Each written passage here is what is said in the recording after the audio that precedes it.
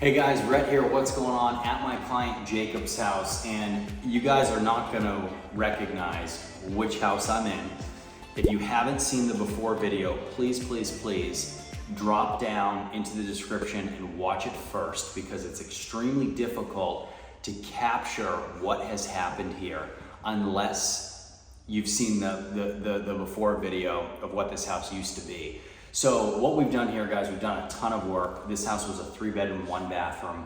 We've turned it into a 4-bedroom, 2-bath, and it doesn't look anything like it looked before. This house, the majority of subfloor was completely rotted. The majority of roof rafters were completely rotted. Supports, load-bearing walls, everything rotted. We redid it all and changed the layout a little bit. Changed the room sizes, moved walls around, made this thing very livable, very nice. We're still doing work here. We are not done. We've got about 6 guys working right outside this window right now, and they just left here as they're going through some punch list items too. So as you walk in the front door, which we can't walk in right now because we're working right behind it, but you walk into a living room. Now originally, this living room was all the way to this wall back here. What we ended up doing was we built all this out, so this is all brand new, okay?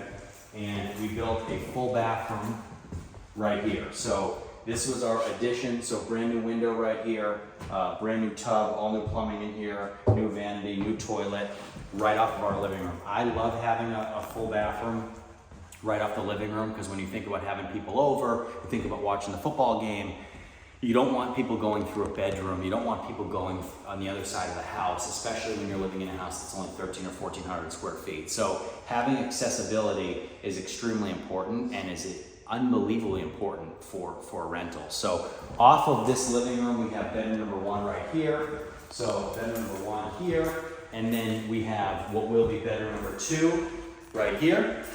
So walk through here into bedroom number 2. With an entry here as well. So bedroom 1, bedroom 2, okay, which is very nice. And then back into this living room here, we walk into the kitchen, which we're putting a new countertop in there as well. But if you guys recall what this wall used to look like and what the ceiling used to look like, all of this is brand new. Of course, full electrical rewire, all new internals throughout the entire thing. And then into what was a room that was barely functioning, barely alive, which is this room off of the kitchen, which is a nice, big, wide open living room, laundry room. So brand new water heater, all new connections right here, of course. New washer and dryer connections here. You'll have your dryer right next to that as well. New dryer outlets here too. So really big, really nice mudroom kind of laundry room coming in off the backyard, off the back patio, leading you right to bathroom number 2. So brand new toilet, brand new tub surround, everything new in there too. And then into bedroom number 4. So bedroom number 4, a little bit smaller, but still great, nice and secluded, with a bathroom right next door to it. Just makes it really nice. And then back into our hallway here, which leads us back out. I don't know if we went into bedroom number 3 or not, but bedroom number 3 right here too. So bedroom 3, bedroom 4, bedroom 2, bedroom 1. And then you can come back through bedroom number 2, back into the living room.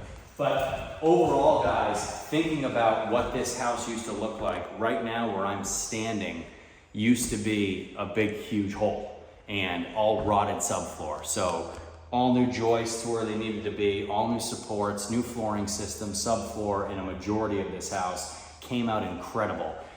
This house is going to rent for somewhere between $1,300 and $1,500 a month. This house was purchased very cheaply and was a nightmare. And a lot of times when you have water that's coming into a house for an extended period of time, the water just rots everything. So everything water touches, especially with wood, has to be replaced and changed.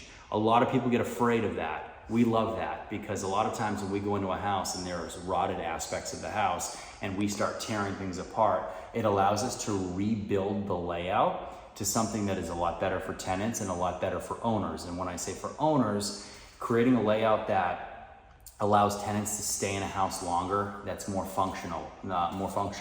So you think about the 2 bedrooms at the front of this house, they can also use this bathroom right here. The 2 bedrooms in the rear of the house, they have their own bathroom back there.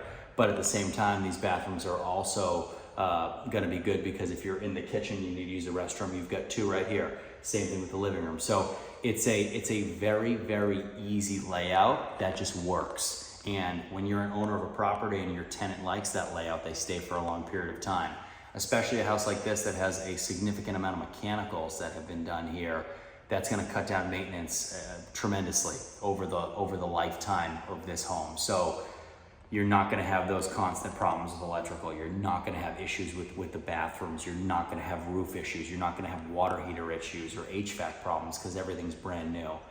And it's very, very difficult sometimes when you're getting into real estate investing to understand, well, I need to put all this money in up front, because a lot of times you're looking at these projects and you're doing your financial modeling and you're saying to yourself, well, where can I shave money? Where can I cut down on investment costs? That way my return's a lot stronger. And the reality is it's not the right way to look at it. If you're adding silly HGTV light fixtures and you're doing a LVP millimeter that is just too expensive where you're not going to see a return on it, or you're doing designer hardware on your cabinets and your doors, you're going to lose money on that. That's dumb. There's no reason to spend money on that. But spending money on things that are going to add considerable value and cut maintenance costs over the next decade to 2 decades, like new HVAC, like new roof, adding bathrooms, doing new water heaters, things that are going to fail usually if you don't update them. Putting money into those, not only is it going to cut that maintenance cost down, but it's going to add immediate value when you go to do that refinance. If you're planning on doing a cash out refinance or a BRRRR method, which a lot of our clients do, Jacob is going to do that with this house here. So he's forced so much appreciation in a short amount of time with the work that we've been able to do here. And this job has only taken us about 4 weeks to do. So if you guys want to do this, you want to increase the amount of houses you have, you want to get started, doesn't matter what your level of knowledge is, we'll help you get there. We'll help you get to where you want to go. If you guys want to get started, send me an email in the description below, and we'll see you next time.